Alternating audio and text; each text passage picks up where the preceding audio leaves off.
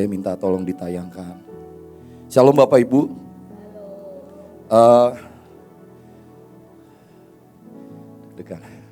Saudara, beberapa minggu terakhir ini minimal ada dua hal yang mulai di sounding.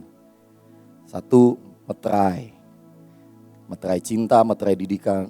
Lalu yang kedua adalah rule the world. Saudara, saya gak tahu ya, saya coba siapkan, tanya Tuhan. Ada begitu banyak semestinya yang hari-hari ini kita sungguh harus belajar lebih lagi. Saudara, kita tahu bahwa iblis gak suka saya dan saudara ini memerintah bersama Tuhan. Saya mau, ini beberapa waktu lalu waktu saya merenung, saudara, kenapa iblis itu sangat ingin menghabisi pewaris-pewaris. Saudara, saya gak tahu bagaimana Bapak Ibu mempelajarinya, tapi ini ini perenungan saya. Saudara, biar gimana dia ini pernah ada dekat dengan tahta. Tapi dia terlempar oleh karena pilihannya.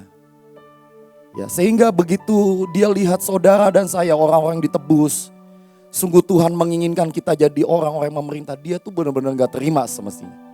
Benar-benar gak terima, makanya dia coba habisi semua yang disebut ahli waris. Mulai dari orang pertama semestinya tuh Kain. Kain itu anak nomor satunya Adam semestinya Bapak Ibu. Lalu yang kedua, menurut Bapak Ibu anak sulungnya Abraham siapa? Ismail, saudara. Bukan Ishak. Saya nggak tahu, seandainya mungkin Ismail bersyukur dia masuk dalam sebuah garis keturunan Abraham. Dia nggak perlu marah dan lari gitu istilahnya ya. Dan seterusnya ada Esau, ada Ruben, dan raja pertama Israel, Saul. Dan menurut saya ya Bapak Ibu, satu-satunya anak sulung yang benar tuh cuma Tuhan Yesus. Udah itu aja. Tapi sungguh karena ada firman berkata dia yang sudah menjadi yang sulung di antara kita, maka kita beroleh jaminan bahwa hak kesulungan, hak kerajaan, atau apapun lah, itu tidak akan pernah tidak digenapi selama Bapak Ibu dan saya mau dan merindukan. Nah hari ini yang Tuhan taruh di hati saya, the calling to lead and to build. The calling, panggilan untuk memimpin dan membangun Bapak Ibu. Saya percaya sebagian besar dari Bapak Ibu dan saya adalah orang yang sudah memimpin, sudah membangun, sudah dipercayakan banyak hal. Mulai dari apa yang paling dekat dalam hidup kita sampai apa yang mungkin ya sampai bangsa-bangsa. Tapi izinkan biar pagi hari ini sebelum dia sungguh memberikan meterai untuk rule the world. Mari sekali lagi kita belajar sama-sama. Ada sebuah panggilan untuk memimpin Bapak Ibu. Yang pertama, biar bagaimanapun panggilan menjadi leader atau pemimpin kurang lebih seperti gembala Bapak Ibu. Bapak Ibu nanti boleh baca di Yohanes 10 ayat 1 sampai 18. Pertama yang Tuhan taruh di hati saya. Kalau Bapak Ibu, kalau saudara baca di firman Tuhan itu ada satu panggilan lain tapi itu melekat dengan gembala, yaitu gatekeeper. Hari itu semestinya gatekeeper ini bertugas untuk menyeleksi siapa yang boleh masuk, siapa yang tidak boleh masuk. Dan dia tidak akan membiarkan satu pun dicuri dari kawanan itu. Bapak Ibu Saudara, hari-hari ini kita dipanggil memimpin bangsa-bangsa, amin. Seberapa banyak dari kita ngerti bahwa apa yang saudara dan saya tetapkan yang boleh masuk dan yang gak boleh masuk itu menentukan ternyata. Berapa hari lalu saya dapat WA dari seseorang. Kita ini sekolah baru pulang dari India. Kalau Bapak Ibu masih ingat ada salah satu saya sempat sharing waktu itu kesaksian. Waktu kami datang sana ada sebuah petisi yang sedang diajukan oleh para pemimpin Hindu garis keras. Jadi Hindu di sana ada garis keras saudara. Ya, mereka menolak yang namanya misionaris. Mereka menolak yang namanya penginjilan di jalan-jalan dan penyampaian kabar Injil apapun bentuknya. Dan mereka membuat petisi supaya misionaris gak boleh lagi. Dan ancamannya ya dipenjara, didenda atau hukuman yang lebih berat dari itu. Waktu kami dengar itu saya gak tahu kenapa di hati gini. Saya doa Tuhan yang ini gak boleh terjadi. Hari pertama waktu kami doa di tempat tinggi, hamba Tuhan yang sampaikan, saya bilang gak boleh terjadi. Itu sebabnya kenapa Tuhan kirim kami jauh-jauh gitu. Ya sedikit membuat dramatisir. Tapi saya percaya itu bagian dari rekayasa Tuhan. Gak boleh terjadi. Saudara, kemarin tuh keluar keputusannya. Minimal ya, dalam nama Yesus ini akan terus lanjut. Petisi yang diajukan dibatalkan oleh Mahkamah Agung. Saya percaya ini bukan ya kebetulan enggak Bapak Ibu. Lebih baik kebetulan daripada kesalahan sih menurut saya ya. Mungkin buat banyak orang itu kebetulan, gak apa-apalah ada betulnya ya, daripada kesalahan ya. Buat saya itu kebetulan ilahi lah. Saya ini lagi istilahnya gini ya, nggak sejujurnya nggak lagi on banget lah. Hari-hari ini lagi berjuang lagi terus Tuhan. Tiba-tiba WA itu menyemangati saya, iya ya, apa yang kamu buat tuh nggak sia-sia kok gitu. Orang yang model kayak kita ini ditentukan menetapkan sesuatu yang boleh terjadi dan nggak boleh terjadi. Dan itu panggilan yang ajaib Bapak Ibu. Mari Bapak Ibu, saya percaya ini nggak cuma buat bangsa-bangsa juga, tapi mulai dari apa yang ada di hidup kita. Sejujurnya kalau boleh saya cerita detail, saya pengen cerita, tapi biarkan apa yang ini aja ya. Sebelum saya ke India saudara, sejujurnya saya menghadapi masalah yang lumayan lah. Ibu tahu, pemimpin tahu. Dan hari itu ada dorongan untuk membela diri, ada dorongan untuk menyampaikan klarifikasi, ada dorongan dan sebagainya lah ya. Namanya kalau saudara disalah mengerti, cenderungnya hati kita tuh gimana sih? Nah, tapi hari itu gini, tiba-tiba Tuhan tuh gini, kamu menghadapi sebuah bangsa yang penyembahan mereka paling radikal salah satunya. Dan paling istilah lagi, kalau saya belajar nih, kalau mereka mau minta ampun sama Tuhan tuh mereka sampai noreh-noreh sesuatu di badan mereka. Itu yang mereka lakukan. Mereka rela istilahnya keep silent ya, dengan semua yang mereka hadapi istilahnya. Dan hari itu saya gak tahu kenapa gini. Bawa ke Tuhan, Tuhan, saya mau bangsa ini ngalami Engkau. Saya tetapkan tidak izinkan kemarahan itu masuk menyerbu hati saya. Saya gak izinkan apapun yang berusaha mengganggu hati saya. Nah saudara, itu lead. Banyak dari kita berpikir memimpin itu harus dipercayakan megang sebuah persekutuan, provinsi yang besar. Iya memang salah satunya. Tetapi jauh lebih penting menjaga memimpin hatimu. Dan itu juga sebuah panggilan saudara hari-hari. Ya.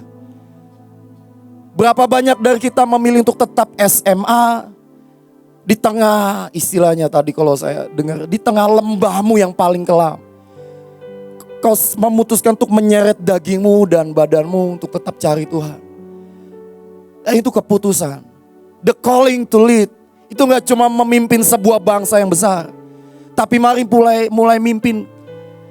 Apa yang kau izinkan masuk di hatimu dan apa yang kau izinkan gak boleh masuk. Nah saya berdoa mari hari-hari ini jaga pintu gerbangmu dengan sebaik mungkin. Mungkin musuh-musuh akan mulai menyerbu dengan suara-suara. Saya kaget banget waktu ibu kemarin sharing tentang roh yang menggiring orang untuk bunuh diri. Saudara, saya sharing ada orang yang di dekat saya lah cerita ke saya. Saya tanya, kamu kenapa sedih? Saya sakit hati dengan semuanya. Loh, kamu sakit hati sama saya? Enggak. Kamu sakit hati dengan saya sebut pemimpin? Enggak. Lalu saya juga gak tahu sakit hati dengan apa. Terus minggu lalu tiba-tiba di kepala saya ada suara yang mendorong saya untuk kamu gak layak, kamu gak ini. Udah lo bunuh diri aja. Makanya begitu ibu ngomong kemarin saya kaget. Ini gak main-main saudara. Ya. Seberapa kita membiarkan suara itu bergema di telinga, di pikirannya, di sekeliling kita itu menentukan banyak hal. Dan saya bertekad begitu kemarin saya dengar itu, waduh saya langsung hubungin orangnya, rendam namanya pakai tumen. Segala macam jurus lah Bapak Ibu. Saya gak izinkan roh bunuh diri itu mendekat kepada kita. Dan itu the calling to lead. Amin Bapak Ibu. Nah tanggal 17 ada sekali lagi ada panggilan untuk memerintah dunia. Saya masih belajar, Tuhan ini rule the world ini gimana gitu ya. Rule yang ini aja masih belum perfect lah. Tapi dalam anugerah dan kebaikan Tuhan, dia mau saya dan saudara memerintah dunia. Itu kan keren banget ya saudara. Benar gak Bapak Ibu? Apa yang kita tetap, nih gempa bumi gak boleh terjadi di misalnya di Nepal. Kita ngomongnya di sini, di sono ngalamin gitu. Mungkin orang Nepal nggak kenal kita, tapi Tuhan kita kenal kita dan iblis kenal kita. Dan itu sekali lagi membuat saya, iya ya Tuhan. Saya ngomong ke diri saya, Roy berhenti ngumpet di goamu, merasa engkau apa segala macam. Enggak, keluar karena Tuhan kasih calling untuk memerintah dunia ini. The calling to lead. Tapi sejujurnya yang paling susah memang memerintah di hatimu.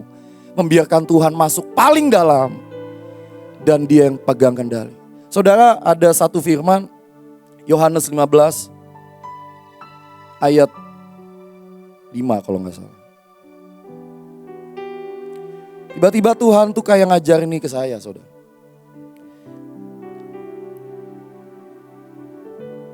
Dibilang begini, akulah pokok anggur dan kamulah ranting-rantingnya.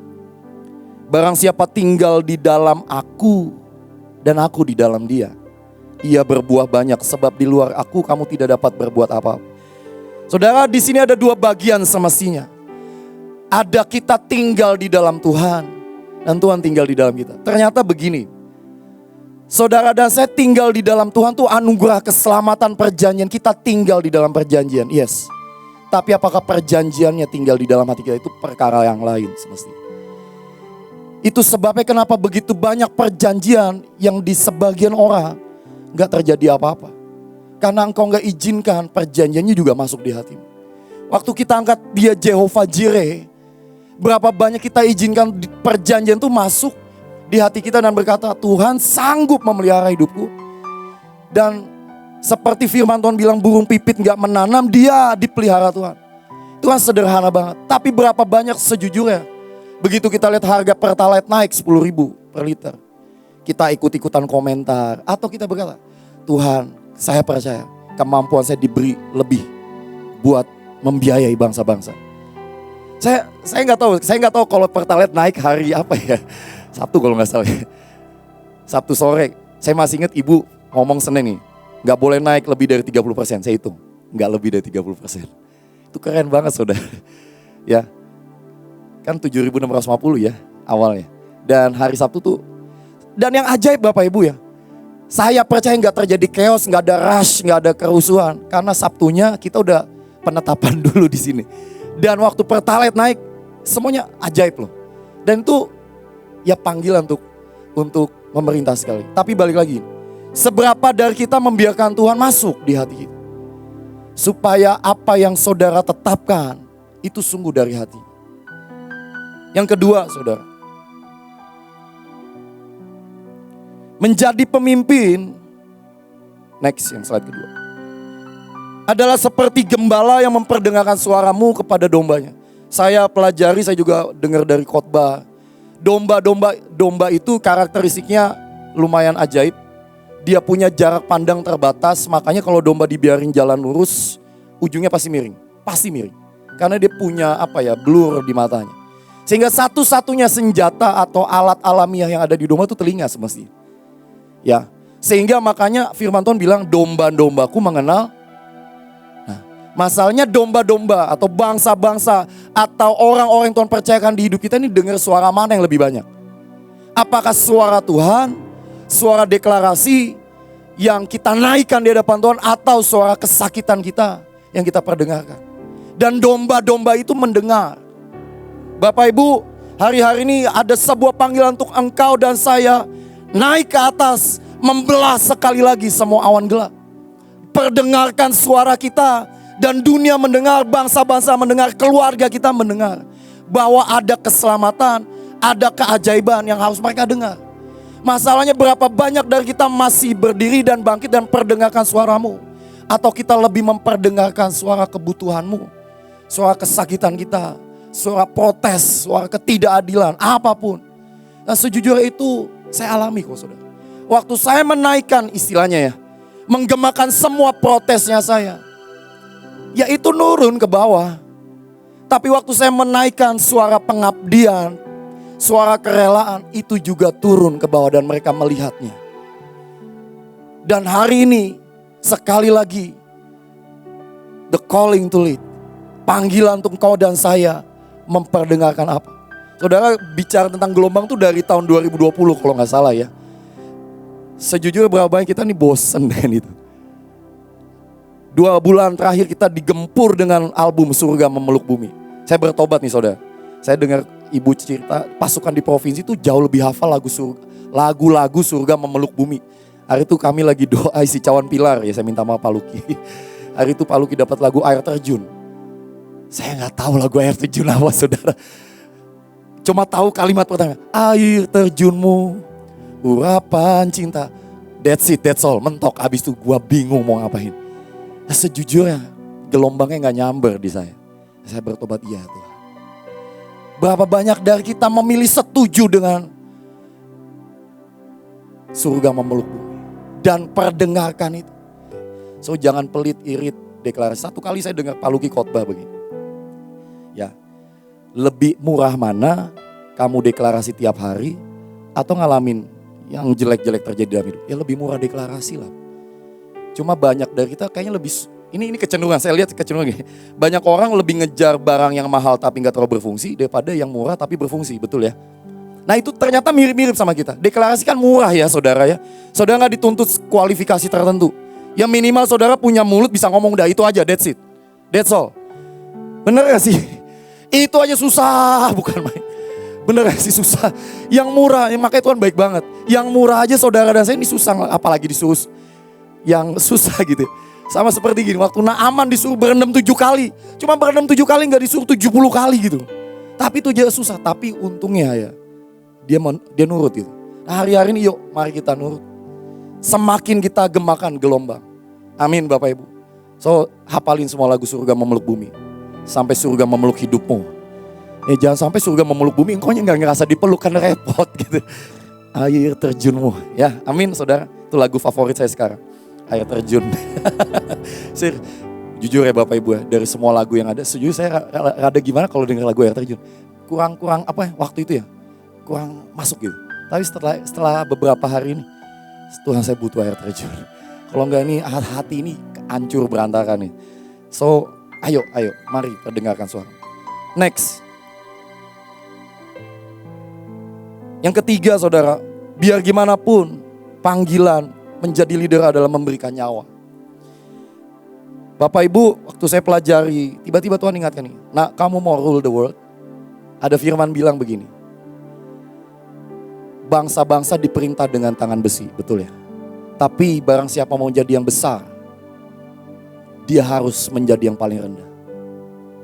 Saudara, siapa sih yang gak pengen di depan? Semua pengen. Tapi berapa banyak dari saudara yang mencintai ketika engkau ada di belakang dan gak terlihat. Ternyata itu the calling to lead. Yesus, saudara nih satu kali saya dengar khotbah menurut saya ini kebenaran. Apa yang bedain Yesus dengan Lucifer? Dua-duanya predikatnya awalnya disebut son of. Ini dikit ya intermezzo. Lucifer itu son of morning, putra fajar. Tapi dia terlempar. Yesus datang, putra fajar juga tapi yang gilang gemilang. Tapi ini yang buat saya keren banget sih. Saya merenungi. Apa yang dicari Yesus itu gak dicari Lucifer. Lucifer itu udah deket sama tahta. Dia milih posisi. Dia milih memerintah, dia milih menyamakan diri dengan Tuhan. Padahal dia udah dekat banget dengan tahta. Sementara Yesus, dia gak kejar posisi, dia memilih dekat sama Bapa. Nah saudara, ternyata memimpin dengan dekat sama Tuhan itu harusnya jadi konsekuensi logis. Harusnya. Semakin saudara dekat, semakin Tuhan tuh kasih. Filipi 2 kan bilang begini. Oleh karena Yesus mengambil tempat yang paling rendah, maka dari itu dia diangkat naik. Masalahnya kita maunya diangkat naik tapi gak mau direndahkan. Saudara, kalau selamanya Tuhan rendahkan kita dan gak angkat naik, itu juga bagus saudara. Itu jauh lebih bagus daripada kita diangkat naik tapi kita gak dekat sama Tuhan. Nah hari itu saya sekali lagi bertobat. Tuhan, saya milih dekat sama Engkau lah. Gak peduli diangkat, gak diangkat. Itu gak gampang sudah buat orang yang kecenderungan yang di hatimu ini punya sesuatu yang rusak. Yang ingin, istilahnya ya kalau saya dengar khotbahnya Burut waktu berapa waktu lalu. Ingin memberi yang terbaik dengan ingin menjadi yang terbaik tuh kadang beda tipis. Memberi yang terbaik, yes. Tapi menjadi yang terbaik ternyata Tuhan mau gini. Kalau mau jadi yang besar, jadi yang paling rendah. Ya saya belajar. Berapa banyak dari saudara dan saya masih ingat ini. Waktu saudara dan saya dipanggil untuk memerintah dunia, jangan lupa. Berikan nyawamu, berikan egomu, berikan apa yang paling kau suka. Karena Alkitab bilang, gembala yang baik, Yesus bilang, aku memberikan nyawa. Kalau Yesus aja berikan nyawa, masa kita enggak? Nyawa bicara tentang perasaan, kehendak, keinginan, waktu, mimpi, dan sebagainya. Ayo para pemerintah-pemerintah dunia, mari tetap berikan nyawamu, berikan perasaanmu, berikan egomu, letakkan itu sekali lagi. Saya merenung begini saudara, seringkali kan kita berpikir gini, kita isi cawan, kita kasih korban di atas mezbah dan kita berkata, ya saya bisa isi cawan. Tahu gak saudara, hari itu, ini sekali lagi waktu sebelum ke India, saya masih ingat ibu pesan begini, nah tim India bobot kalian belum nyampe. Bobot kalian belum nyampe. Logikanya saudara emang bener sih. Mereka nyembah Tuhan tiap hari kayak apaan tahu, kita nyembah Tuhan tuh ya kayak gitu istilahnya ya. Terus tiba-tiba dalam kebaikan Tuhan, Tuhan izinkan saya ngalamin sesuatu dan itu hari itu sejujurnya ya. Kayak gini loh. Waktu itu Tuhan tuh kayak diam, gak usah ngomong apa-apa. Dan buat saya itu cawan yang Tuhan kasih ke saya. Saya gak perlu nyari cawan apapun. Nih cawannya. Lewati. Dan waktu saya lewati dengan hati yang ajaib gitu ya. Tiba-tiba Tuhan tuh ngomong gini. Karena waktu itu kamu belum didapati berbobot. Maka aku rekayasa banyak hal. Supaya kamu didapati punya bobot lah. Minimal ada timbangannya. Dan saudara, seringkali kita merasa kita udah isi cawan dan kita berkata, Tuhan aku udah isi cawan. Lah cawannya kan Tuhan yang mau, Tuhan yang rekayasa, Tuhan yang buat. Jadi jangan ngerasa cawan yang saudara isi itu sesuatu buat hidup. Enggak saudara. Dan kalau kita dapat kesempatan memberikan nyawa kita, bukan karena kita ya punya kemampuan memberikan nyawa, no. Karena Tuhan merekayasanya supaya kita diberikan otoritas memerintah dunia. Dan sekali lagi, apapun yang Tuhan izinkan terjadi dalam hidup saudara, itu Tuhan baik banget, baik banget. Dan kalau Bapak Ibu bisa merelakan nyawamu istilahnya, jangan bangga dengan itu, jangan bangga dengan itu. Tapi bersyukurlah Tuhan, makasih. Kalau kami bisa mencicipi sedikit dari apa yang kau rasa. Hari itu saya difitnah Bapak Ibu, belum lama ini difitnah. Protes saudara, daging saya ini protes. Gak kayak gitu, tapi tiba-tiba Tuhan ajar gini. Kamu kan berdoa minta warisan dari pemimpinmu. Iya Tuhan. Bu Iin difitnah udah berapa kali? Wah udah sering. Miss Iren apalagi? Ya udah cicipin dikit aja. Itu bagian dari kamu belajar supaya kamu bisa mewarisin. Waktu saya ngerti itu saudara, saya berhenti marah. Beneran berhenti marah. Terus malah kayak gini, ini malah kayak aneh. Jadi maniak pengen difitnah gitu ya. Nah dalam namanya sejarah, masih ayo fitnah, saya fitnah. Serius waktu saudara ngerti ini, saudara jadi ada sebuah pengertian baru gini. Difitnah itu ya oke gitu udah. Dan itu cara kita, itu rekayasa Tuhan supaya kita didapati berbobot. Memerintah dunia, mau tidak mau kita harus memberikan nyawa. Amin. Yang kedua, saya jarang-jarang khotbah di depan panjang. Gak apa-apa Ibu ya, izin. Yang kedua membangun saudara. To build. Ini bicara tentang apa yang saudara dan saya tinggalkan, wariskan. Bapak Ibu bangunan ini dibangun belasan 20 tahun yang lalu mungkin. Tukang bangunannya udah gak ada. Mungkin kontraktor udah gak ada. Tapi ada satu pasti yang tinggal tetap. Bu Iin. Ya gimana gitu. Yang bangun ini Bu Iin. Bu Iin mungkin gak bangun istilah udah selesai, pembangunan udah selesai. Tapi gedungnya warisannya still remain. Tetap ada gitu Bapak. Dan itu yang Tuhan mau, apa yang saudara dan saya bangun di keluarga, di pelayanan, di bangsa-bangsa. Tuhan mau itu tetap ada. Bukan hit and run. Tapi sungguh Tuhan mau ada warisan, ada legacy.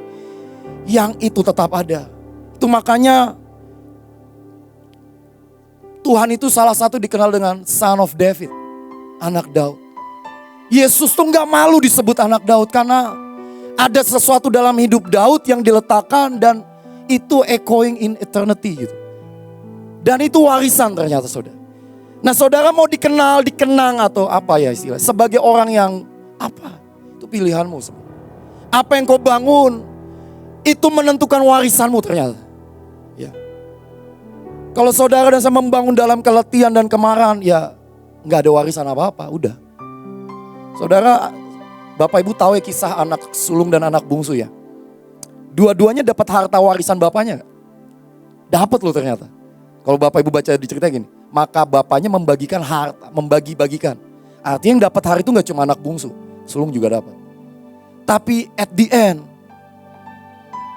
yang masuk menikmati pesta itu anak bungsu ternyata. Yang sulung ngegantung ceritanya. Nggak dibilang enggak, nggak dibilang iya. Rada ngegantung. Bos itu harapan buat engkau anak-anak sulung. Asal engkau bertobat ceritanya bisa berubah. Tapi sekali lagi gini, Tuhan mau kita mewarisi. Tapi kita juga mau kita tinggalkan warisan apa? Bangun bangsa-bangsa, keluarga, pelayanan provinsi. Ya, saya sungguh bertobatlah hari-hari. Ya hari itu Tuhan bilang turun ke bawah. Bangun kembali. Bicara kembali. Letakkan dasar kembali di anak-anak. Saya bilang, iya Tuhan, saya mau. Saya mau warisan itu, warisan pengenalan akan Tuhan. Satu kali saudara, pulang dari, saya lagi di India saudara. Di tengah kami udah selesai perang di satu titik, tiba-tiba ada line masuk, ada pesan masuk. Dari seorang alumni yang 5 tahun yang lalu lah. 5 atau 4 tahun lalu, lulus ya. Dia bilang ini, Sir, apa kabar? Makasih ya Sir. Saya ini jurusan wisata. Hari ini saya udah keluar negeri karena mimpin rombongan. Di tengah saya lagi perang banyak hal ya. Tiba-tiba dia cerita, makasih karena Sir sudah ajarkan saya takut Tuhan. Saudara saya nangis. Itu warisan saudara. Minimal ada satu lah gitu. Tuhan thank you banget. Waktu saya memutuskan dulu gitu ya. Dan hari ini saya akan meneruskan dan tidak akan berhenti. Saya percaya Bapak Ibu. Engkau tidak sia-sia menanamkan sesuatu. Amin. Amin Bapak Ibu. Oke. Lalu buat saya salah satu warisan yang kita harus letakkan adalah bagaimana kita ajarkan sekali lagi bergaul dan berjalan dengan Tuhan. Saya bersyukur Bapak Ibu saya ini pernah ada di pelayanan. Sebelum Mahanaim itu termasuklah istilahnya front line, garis depan pelayanan. Tapi satu kali saya suam, saya berhenti, saya kecewa dan sebagainya. Kegerakan tuh kayak berhenti. Jadi saya masih ada di kegerakan anak-anak muda tahun 90-an ceritanya. Ya kalau Bapak Ibu yang dulu mesti tahu ada kegerakan pemuda pelajar tahun 70, 80, 90-an. Nah saya produk 90-an. Ya. Nah tapi apa yang membuat saya bertahan sampai hari ini? Padahal saya dalam satu komunitas, saya ini paling lambat, jadi dalam satu komunitas itu saudara, yang dapat bahasa roh paling lama tuh saya. Yang dipercayakan pegang komsel paling lama tuh saya. Pokoknya kalau ada kata opsi terakhir, saya lah opsi terakhir. Pertimbangan terakhir, kalaupun saya dipertimbangkan, itu saya sebenarnya. Nah hari ini kalau saya bisa dibawa sampai detik ini, sampai semua yang saya alami. Saya tahu gini, ada orang-orang yang meletakkan di atas hidup saya. Ibu, Pak Luki, Pak Sugi, Miss Irene. Dan saya bersyukur banget. Bahkan dalam keeroran saya saudara. Perjanjian yang mereka tahu dalam hidup saya itu menjagai saya. Pak Yusak gitu ya. Saya walaupun gak kenal dekat beliau. Tapi saya pelajari khotbah beliau. Pak Agung gitu. Saya dengerin sampai hari ini. Orangnya udah gak ada tapi still echoing. Saya memutuskan untuk itu. Dan mari ajarkan itu juga ke bawah lebih lagi. Bangsa ini bangsa-bangsa membutuhkan orang-orang yang mengajarkan yang namanya bergaul dengan Tuhan. Jalan dengan Tuhan, intim dengan Tuhan. Dan terakhir saudara. Bangun sebuah didikan dalam hidup. Apapun yang Tuhan taruh. Ada banyak ketakutan sejujurnya gini. Kalau kita mendidik generasi ini, mereka mental saudara. Bapak Ibu tahu ya, generasi yang sekarang beda dengan generasi sebelumnya. Dulu kalau guru marah, pukul kaki, pukul pantat, pukul tangan, orang tua setuju. Hajar lebih keras, betul gak? Sekarang cuma disentuh. Divisum, saudara. Serem banget saudara. Jadi kita tuh kayak gini, kita mau didik tuh kayak, aduh nanti gue juga disalahin nih. Tapi enggak kok, Tuhan bilang jangan berhenti mendidik. Apapun yang sedang terjadi, justru generasi ini butuh kita berdiri untuk mendidik. Tapi mulai dengan, maukah saudara mau tetap dididik saudara? Ya, misal gini, hari ini kau ditegur, jangan gini, datang ke orang visum dan menyampaikan hasil visummu. Gue habis dibantai sama pemimpin gue. Lalu itu sering kali di hati kita kayak gitu. Tapi sekali lagi, the calling to build juga dimulai dengan bangun dalam hidupmu hati yang mau dididik. Amin. Biarkan hatimu rela, biarkan ada warisan ilahi dalam hidupmu. Dan Tuhan melihat itu, bangsa ini melihat, bangsa-bangsa juga melihat. Dan itu yang bergema dalam kekekalan. Amin. Tuhan Yesus memberkati.